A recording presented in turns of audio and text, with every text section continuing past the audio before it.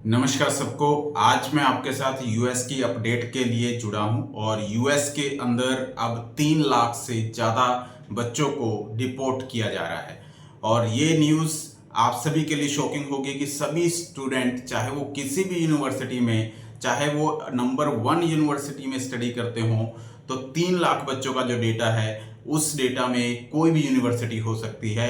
किसी भी इस यूनिवर्सिटी में बच्चे जो स्टडी कर रहे हैं उनको डिपोर्ट किया जा सकता है। इस पूरी इंफॉर्मेशन को मैं इस वीडियो में बिल्कुल एक्सप्लेन करूंगा। आप इस वीडियो को लास्ट तक देखिएगा और अगर आप यूएस में स्टडी वीजा के लिए प्लान कर रहे हैं तो ये बहुत ही इंपॉर्टेंट वीडियो होने वाली है आपके लिए।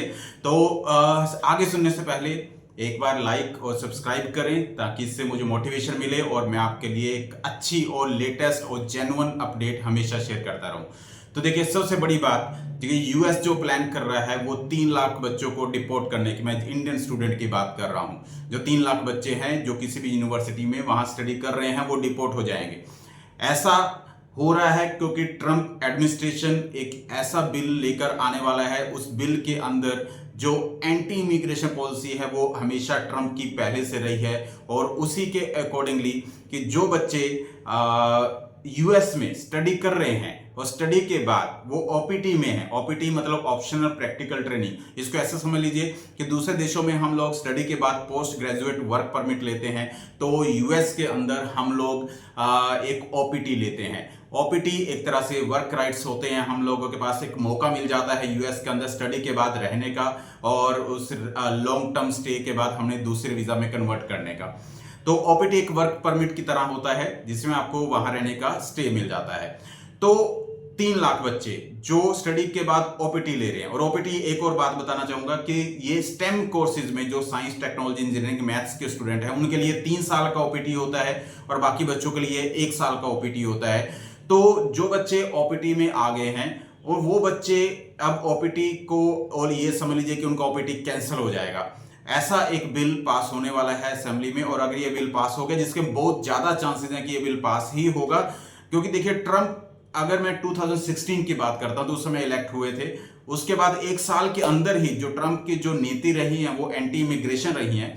तो बच्चों ने उससे पहले तो 2016 से पहले बच्चों का फेवरेट डेस्टिनेशन इवन स्टडी के लिए यूएस होता था, लेकिन उसके बाद कनाडा की ओर बच्चों ने मूव करना शुरू कर दिया क्योंकि ट्रंप की जो पॉलिसीज है वो ऐसी ही रहती हैं और इसके चांसेस पहले से लग रहे थे। अभी जब से ट्रंप आ रहे थे बहुत सारे लोगों को वहां से डिपोर्ट किया भी जा रहा था। जो लेटेस्ट न्यूज आप लोग सभी लोग देखते भी हैं, सुनते भी हैं। तो अब ये स्टूडेंट के ऊपर भी हो रहा है।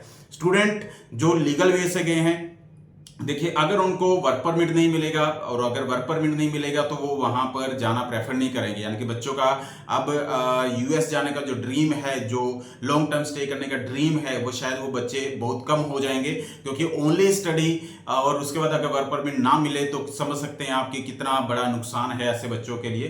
तो ये एक सबसे बड़ी अपडेट है जो मैं आपके साथ शेयर कर रहा था कि 3 लाख बच्चे, Indian student, even international student और भी हैं जो वहां से डिपोर्ट किए जाएंगे।